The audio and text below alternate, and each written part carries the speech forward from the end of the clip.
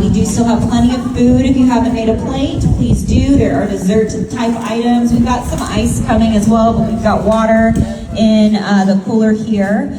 And we do still have our petition going, so if you know anybody that is interested in signing the petition to put the mayor up for a recall vote, please have them come down to this event today. But for now, we are going to actually transition a little bit to our friend Antonio. We had originally planned a May Day International Workers' Rights event back on May 1st, but if you lived in San Angelo, you know how rainy it got that day, and we didn't want anybody. We also have a little trepidation in the rain because of our July 4th event, as many families are still recovering from. So we did not want to put anybody in a situation where they might be nervous or anxious about getting out. So we canceled that event, postponed it rather, to today. So Antonio has some amazing things to say about labor rights and unionizing and all of the things that are very in alignment with what we're doing with this petition, right? I mean, he's going to be able to draw the comparisons a little more clearly, but I'm just going to say it's all about organizing and getting on the ground, getting out there, talking to people one-on-one, and that is how we have been trying to get information out about this data center situation.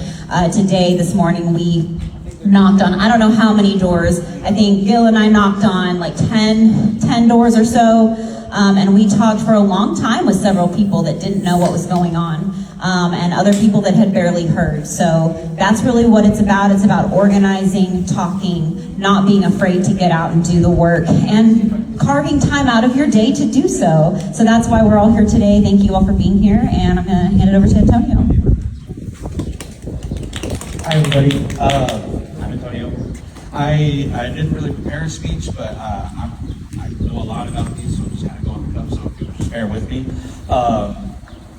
The most important thing about unionizing, labor, anything you do that you need to know is that you're not going to be 100% in alignment with everybody, but you can always find somebody where they're at through the same things that we have in common. We all need a roof over our heads, clothes on our back, food in our bellies, and the best way to get that is through working. The problem is we don't control those means of which we get our money. We have to go through somebody that owns, a factory or a hotel, and we produce the value for them, and they give us a part of the fat. So this is about taking back some of the power, because as we know, we don't like authoritarianism. We don't like the authoritarian, sidestep that the government has been taking these past decades. And so the question you should ask yourself is, why do we take that in our workplace? Why is our workplace the place that we spend some of the most time that we have in our lives, the place where we accept authoritarianism, but we'll say we won't take it from our government? Well, that's not, an accident. Those are things that are designed to keep us, separated from each other. While you might be working as a housekeeper in a hotel alongside somebody else, you have a manager above you tracking everything you do. I used to work in food and beverage in a hotel in town, hospitality, and as a manager, I ran an old department and I had 6-7 people working under me at one time.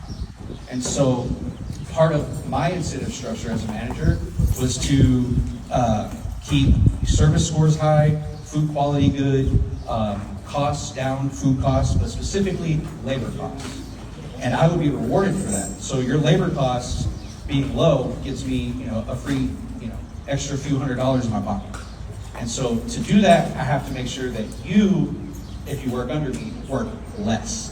I have to make it harder for you to pay your bills. I have to make it harder for you to put food on your table. And there's always somebody above you that's going to make it harder to make that happen. And so I personally, I despise that idea, so I never did it. And in fact, I made it known to the people that worked under me, hey, this is how I'm incentivized to work against you. And so it got to the point where they started talking about their own wages to each other, and then we were pulled into a side room and told by the general manager, hey, actually, you're not allowed to talk about your wages. But that's not true. It's a federally protected right, for now, to discuss your wages. So if you ever hear, oh, it's rude, or that's just a lie meant to keep you separate from each other. I don't want to ask them about what they're doing. Or worse, you look at somebody and say, they're not doing as good as so I don't think we pay rent.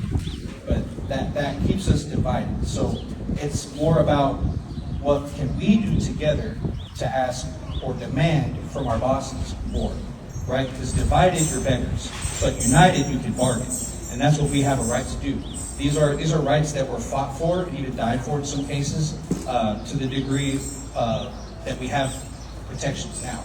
Every protection that we've ever gotten as Americans, doesn't matter if it's labor, your right to vote, what have you, was not just given to us because we politely asked. Sometimes you have to put your foot down and demand it. And the best way to do that is like this, where we organize through our communities. But the easier way to do it is through labor organizing. And it's been historically fought against for many, many years because they know where they stand in their class interests. But what we do as separate individual citizens is focus on our own lives. We narrow our window. So they know how to keep us down, but we don't know collectively that we can stop that. And that's by design. But anyways, these are rights that we had to put our foot down and historically fight for, to the point of some people in the Appalachians where, coal companies would come in and try to say, hey, we're going to offer you jobs, we're going to build your infrastructure, we're going to do all these great things for you. And they let them do it. And it got to the point where these workers were exploited to where they didn't even get their own money anymore. They lived in a town owned by some of these companies where they couldn't spend their own money. They'd have to go to a company general store and pay, insanely hiked up prices. And so it got to the point where these guys got together and said, well, we're not going to stand for this anymore, but we have to keep quiet. We have to make sure that the bosses in power don't know that we're organizing things, or else they're going to stop us. And so what they started doing was they started wearing red scarves around their necks, and this is where the origin of the term redneck came from. So in Texas, we know redneck is a different thing. I would even argue that's by design. I'm going to get into the little weeds, but anyways, so what these people started doing was saying, well, no, we want actual money. We want to shop at actual stores. We want to pay fair prices. And the company didn't like that because it would hurt them. They make plenty of money, but they always want to make more. And so it got to the point where they would hire private investigators to tell them, hey, what are these guys doing? How are they organizing? And they would try to stop them. And it ended up getting violent to some degree, and not because these workers wanted to get violent, but because they were escalating against. What I'm saying we do in the modern day, because those protections are put in place now that I'm talking about, is we need to start talking to our coworkers. Hey, what do you have that's not cool around here? Find a common cause. Do you not like the hours you work? Do you not like that you can't quite get full-time hours to get your benefits because they keep hiring part-time workers? Do you want to be offered your hours first? And so once you start finding these things now, as opposed to the history of 100 years ago, we have channels to fight for that by speaking to your coworkers. She's saying there's a spider. Everybody collectively deciding, hey, we have enough people to maybe we can sign a petition or a card. And so when you sign these petitions or a card, you can trigger an election. You only need 30% of people in your workforce to sign this petition, and you turn it into the NLRB, and that will trigger an election. And so that's where you start rallying and vote for your unionization. And so if that comes through, then the company is obligated to come to the table in good faith and negotiate a fair contract for you. There's a lot of ins and outs when it comes to unionizing. It's very intimidating, and it also is very hard. But these things are stuff that historically we know work, and we know they work because why would they spend so much money trying to keep you from unionizing? Every time your boss makes another dollar, that's a dollar that you could have had. That's a dollar that was taken from you for your work. If you go and you make $200 worth of product and they turn around after an hour of work making that $200, they give you back 10, and then they pocket whatever's left over after bonuses, bills or whatever other obligations. That's money that you made. They didn't make it. They just owned the tools in which you made it.